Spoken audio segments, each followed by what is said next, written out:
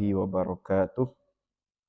Alhamdulillah wassalatu wassalamu ala habibina wa syafi'ina Rasulillah Sayyidina Maulana Muhammad ibn Abdullah wa ala alihi wa sahbihi wa man wala wala hawla wala quwwata illa billah rabbi syrah li sadri wa yassir li amri wahlul 'uqdatam min lisani yafqahu qawli wasaddid bihi lisani wahdi qalbi bijahin nabi wa sahbil ali subhanallah alhamdulillah wa la ilaha illallah wallahu akbar adada kulli harfin kutiba yuktab abadal abidin wa darat dahirin amma ba'du.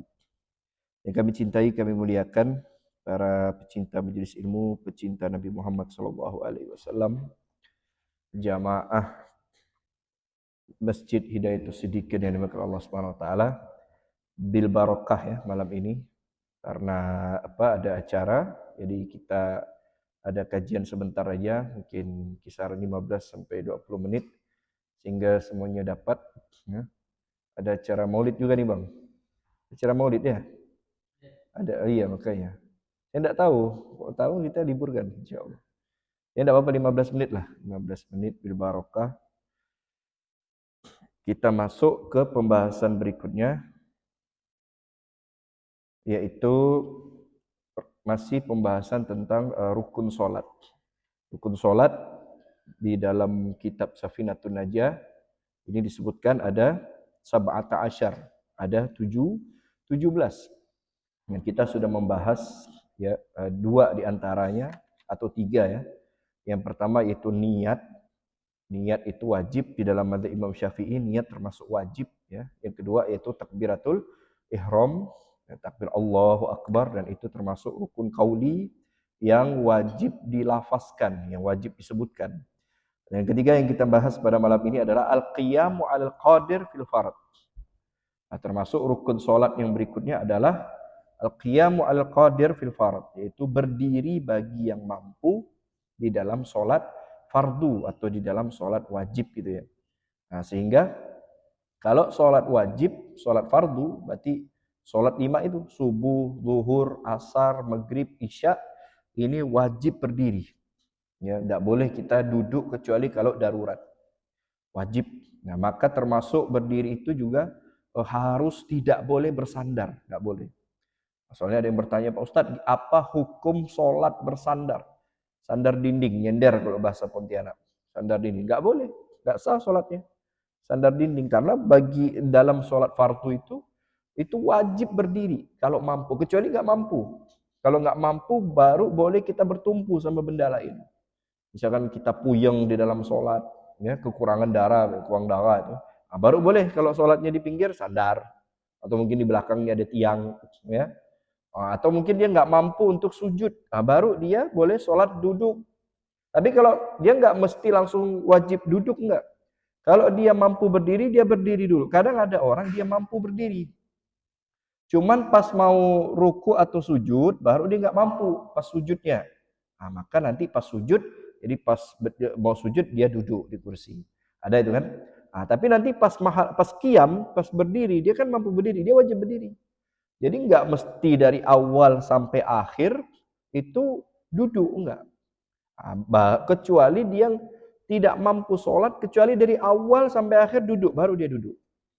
Kalau enggak, dia enggak boleh itu. Kadang ada orang itu dalam sholat wajib ya, kadang ada orang dia masih mampu berdiri, cuman mungkin karena dia susah sujud, susah ruku, dia duduk, akhirnya dari awal sampai akhir dia duduk. Enggak boleh.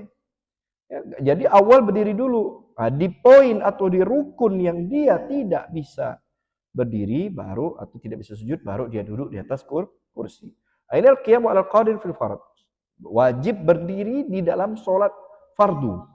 Berarti sholat subuh, zuhur, asar, maghrib, dan isya. Wajib berdiri. Kecuali kalau tidak mampu. Seperti dia puyeng, baru boleh bersandar. Kalau nggak bisa berdiri, baru boleh dia duduk.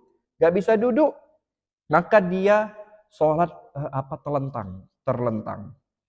Nah, jadi kalau berdiri sama duduk, yang wajib menghadap kiblat tuh dadanya. Dadanya wajib, misalkan kiblat di sana. Kita berdiri ataupun duduk. Nah, kalau kita terlentang atau baring, ya, nah itu yang wajib menghadap kiblat itu wajah sama telapak kaki. Jadi dinaikkan kepalanya. Jadi kepalanya dinaikkan pakai bantal. Enggak mesti menghadap gitu, berarti ketekuk kepalanya itu. Ini nanti.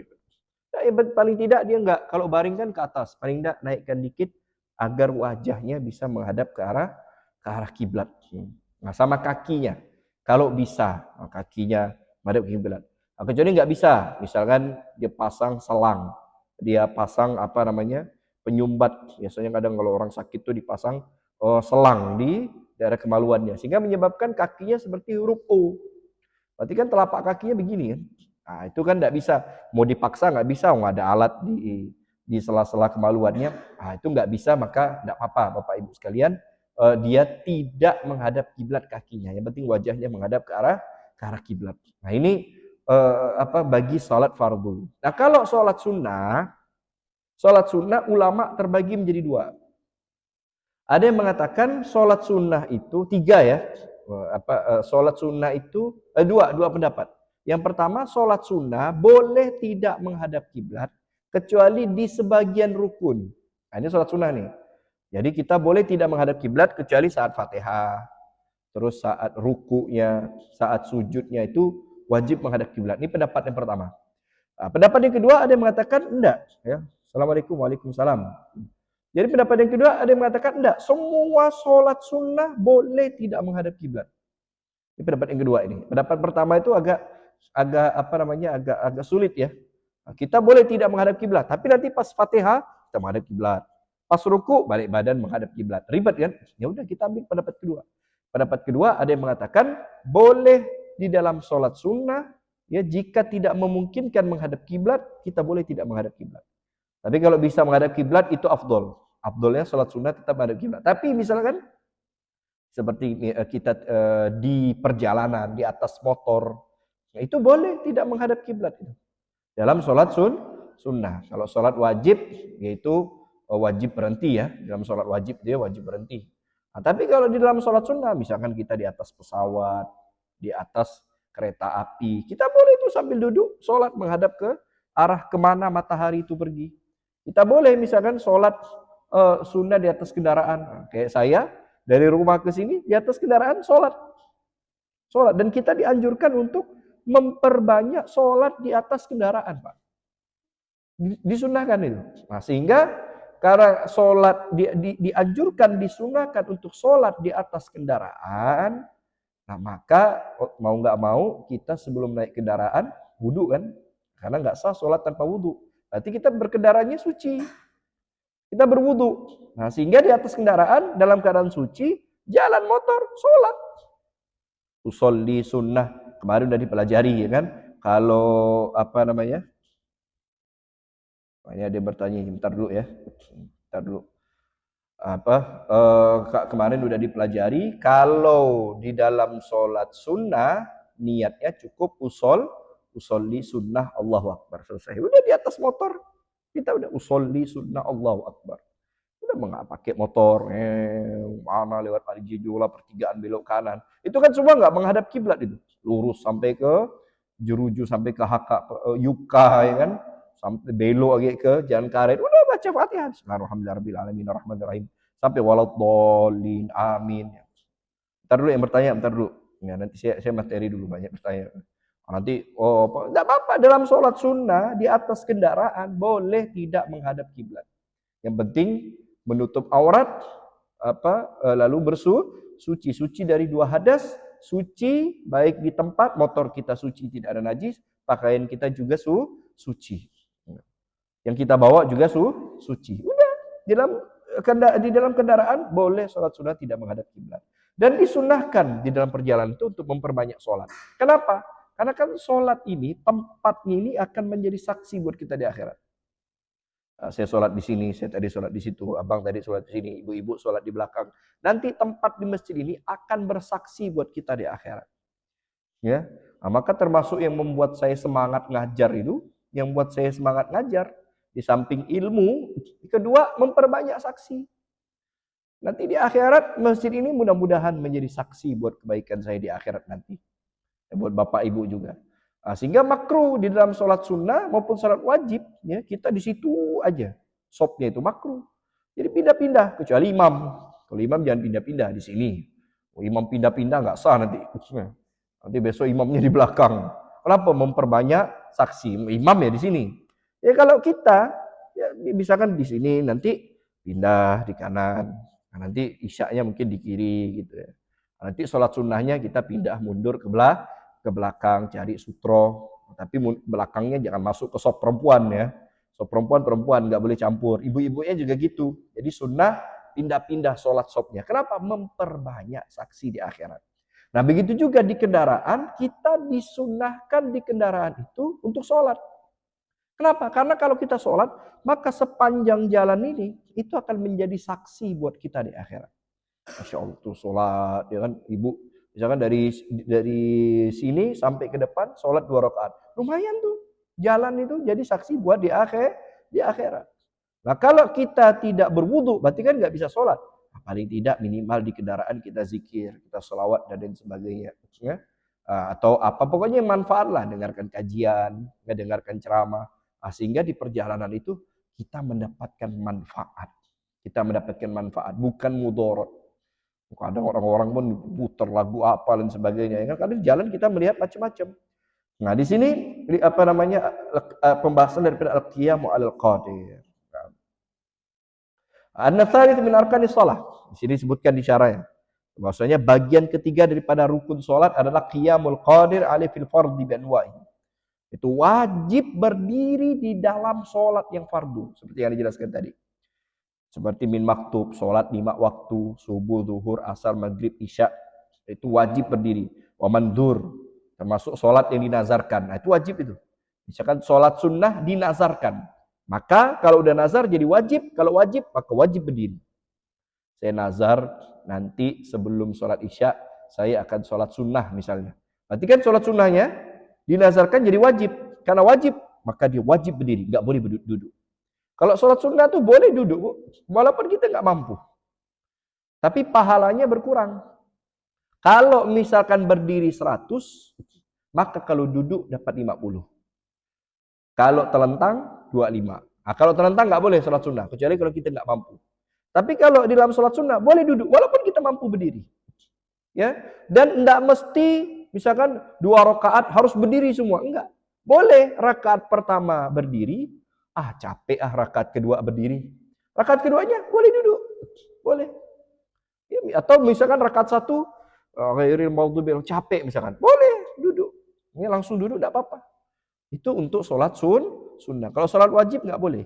Sholat wajib kecuali ada hal-hal yang menyebabkan dia tidak mampu berdiri. Misalkan dalam sholat tiba-tiba dia sakit, tiba-tiba kakinya gemeter, atau tiba-tiba kepalanya puyeng, pusing, baru boleh dia duduk atau nyandar. Tapi kalau dalam sholat sunnah, tidak ada hajat pun boleh kita duduk, boleh. Ini sholat ba'diyah itu, malas anak berdiri, boleh sholat duduk, Allahu Akbar. Ruku, sami Allah boleh, walaupun tanpa alasan. Tapi pahalanya berkurang setengah. Kalau berdiri pahalanya 100, kalau kita duduk pahalanya cuma 50, cuma 50. Cuma 50 aja, enggak banyak. Nah, kecuali yang fardu, begitu juga fardu kifayah. Fardu kifayah. Fardu kifayah itu, soal fardu kifayah apa misalkan? Sholat jenazah. Enggak boleh sholat jenazah duduk, harus berdiri. Fardu kifayah ya. Mithluhu ala ma'ala suratin farad. Dan yang semisalnya juga yaitu seperti sholat-sholat fardu kal mu'adah, sholat diulang. Sholat diulang itu masuk kategori wajib. Misal, ana udah sholat zuhur atau ana udah sholat maghrib. Tiba-tiba Mas Subuki masuk ke masjid, belum sholat. Beliau bilang sama ana, Bib, berjamaah dong. Ana pengen sholat berjamaah. Karena kan nggak bisa jamaah sendirian, minimal 2 kan. Nah, ana udah sholat maghrib. Beliau minta ana berjamaah. Nah, maka ana sholat. Entah itu ana imam atau makmum, yang jelas ana mengulang sholat ana. Karena ana udah sholat maghrib tadi, ana ulang. Ini namanya sholat mu'adah. Sholat mu'adah itu masuk kategori sholat fardu, sehingga ana tidak boleh sholat duduk. Enggak boleh. Ya, sholat mu'adah itu tetap dianggap wajib. Sholat itu sabi begitu juga dengan sholat anak kecil.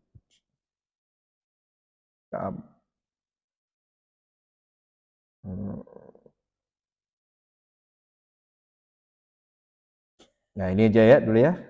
Baik, nanti insya Allah akan kita lanjutkan lagi pada pertemuan berikutnya. Ini ada yang bertanya ini. Mana tadi?